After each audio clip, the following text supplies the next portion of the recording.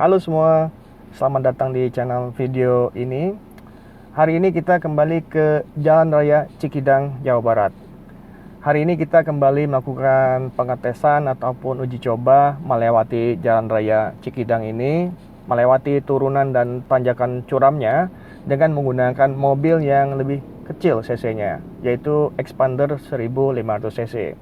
Sebelumnya kita sudah melewati Jalan Raya Cikidang ini, melakukan testing dengan mobil Matic menggunakan Pajero Sport 2500 cc dan Honda HR-V 1800 cc.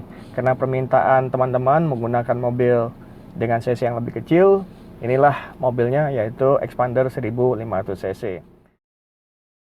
Sebelum kita mulai, saya ingin jelaskan dulu sedikit mengenai transmisinya. Sini P, kemudian R, N, D, dan L. Ini sebenarnya seperti transmisi mobil Matic lainnya ya, sama saja. Dan untuk yang S-nya ataupun di sini ditulis D, DS, itu adanya di sini. Kita tinggal memencet tombol ini. Nah, ini DS ini memiliki range torsi yang lebih tinggi. Kalau D, torsinya bisa dari gigi yang paling kecil ke gigi yang paling besar. Tapi kalau untuk DS, dia bermain di tengah-tengahnya ya. Ini biasanya digunakan untuk merespon tanjakan-tanjakan terjal yang akan kita coba testing nanti. Oke, untuk menghemat waktu kita akan langsung mulai saja. Oke, untuk melewati tanjakan ini sebenarnya kita bisa punya dua pilihan ya. Apakah kita menggunakan D saja ataupun menggunakan DS gitu ya. Kalau saya cenderung menggunakan D saja, karena pengalaman yang sebelumnya dengan mobil CVT antara D sama DS tidak memberikan efek apapun ketika melewati turunan di sini gitu. Kenapa? Karena kita sama-sama harus menggunakan rem di sini ya. Ini sebagai contoh, ini sekarang saya pakai menggunakan DS gitu ya. Nah, ini juga ngebut juga gitu turunannya. Tuh. Jadi kita harus selalu ngerem di sini. Nggak ngaruh rasio gigi. Kalaupun kita berharap efek engine brake, nggak ada di sini. Nggak terjadi efek engine brake untuk tanjakan seperti ini. Kenapa? Karena jalannya terlalu pelan. Kita juga nggak bisa kencang-kencang. Tuh, lihat tuh. Di sana adalah jurang gitu loh. Jadi kalaupun ngebut-ngebut ya membahayakan diri kita sendiri. Oke. Jadi kalau di sini bebas saja teman-teman, mau pakai satu turunan, pakai DS ataupun D saja, boleh-boleh saja. Karena sama aja hasilnya. Oke, saya balikin aja ke D saja di sini. Kelebihan menggunakan D kalau menurut saya, melewati Jalan Raya Cikidang ini turunannya, kita bisa segera merespon kecepatan ketika kita membutuhkan kecepatan yang lebih cepat gitu. Kita bisa merespon lebih baik. Nah, ini seperti contoh, ini kita nggak boleh ngebut bener-bener, ini harus direm, harus pelan sekali jalan di sini. Nah, kelebihan kalau pakai D, kita langsung bisa ngegas ini karena ini jalannya agak datar gitu. Oke, depan kita mulai ngerem lagi.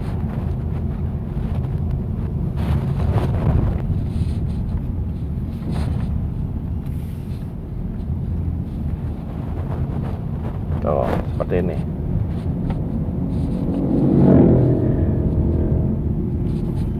Secara umum, mobil Matic ini lebih banyak mengandalkan rem dibanding mobil manual.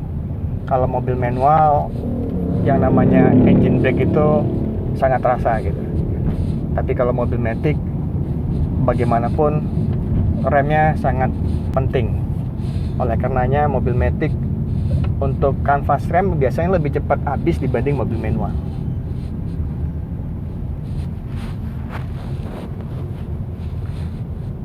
Oleh karenanya saya saran, kalau teman-teman pakai mobil Matic, sebaiknya menggunakan kanvas rem yang kualitas bagus.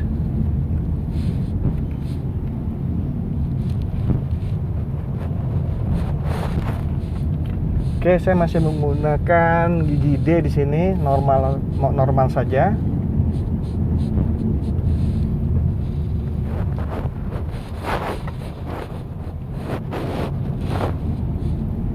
Menurut saya menggunakan gigi D di jalan raya turunan yang berkelok-kelok ini memudahkan kita melakukan kontrol gitu. Jadi kita cukup fokus sama setir dan rem dan melihat, mengawasi pandangan ke depan.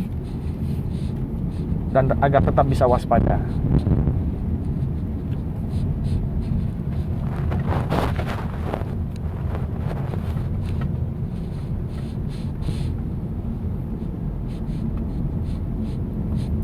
Oke, tanjakannya sebenarnya nggak terlalu panjang ya teman-teman. Ini depan sudah akhir dari tanjakan.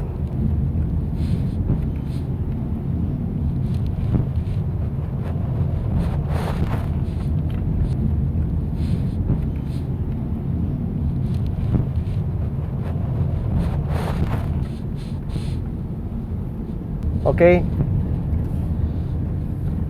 kita sudah selesai melewati turunan, kita akan kembali ke atas. Oke, kita lakukan penanjakan dan saya ingin tunjukkan bagaimana cara penanjakan yang efektif menggunakan expander 1500 cc ini. Sekarang saya masih menggunakan GGD biasa. Nah, saya masih bisa menggunakan GGD seperti ini.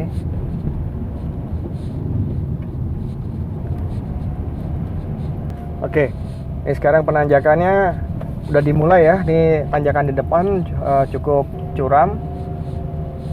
Saya menggunakan GGD dan ini masih aman.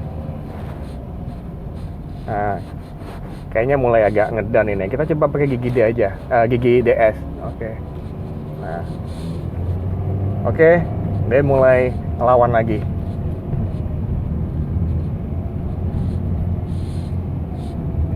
Jadi itu ya, tadi ketika kita pakai D aja, ketika ada titik tanjakan yang cukup terjal, responnya agak lama dia untuk memindah giginya. Dan ini akan mengganggu kecepatan kita. Oleh karenanya pada beberapa titik kita bisa menggunakan gigi DS ya. Ini kalau misalkan tanjakannya nggak terlalu terjal seperti ini, kita bisa kembali menggunakan D gitu. Seperti ini. Saya kembali menggunakan D.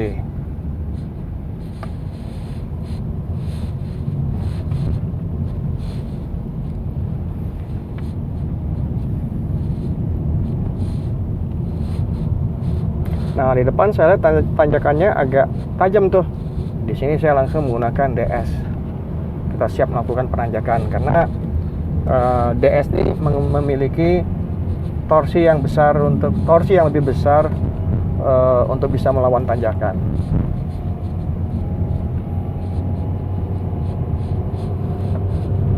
Seperti ini.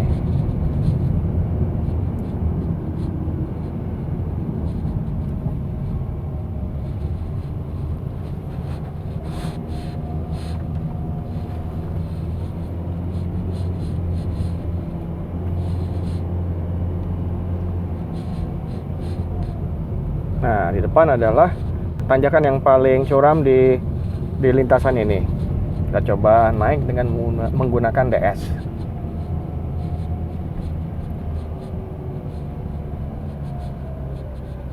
Ya, agak sedikit ngedan dikit ya. Oke. Oke, itu tadi tanjakan yang paling curamnya kita bisa lewati dengan menggunakan DS.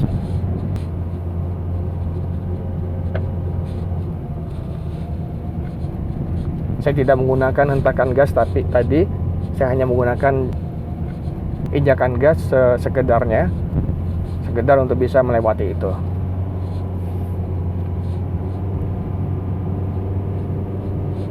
Tujuannya sebenarnya kita tidak perlu melakukan hentakan gas pada tanjakan-tanjakan tertentu untuk membuat efisiensi bensin juga tetap baik gitu ya, tidak boros gitu.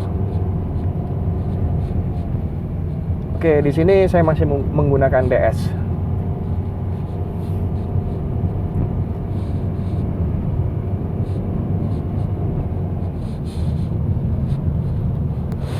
Saya coba pindahkan ya ke D lagi ya. Ya, oke, karena tanjakannya udah tidak terlalu parah, menggunakan D di sini aman-aman saja. Oke teman-teman, hari ini kita selesai di sini dan saya akan langsung balik saja kembali ke Jakarta. Oke, semoga ini bermanfaat dan sampai jumpa di lain kesempatan.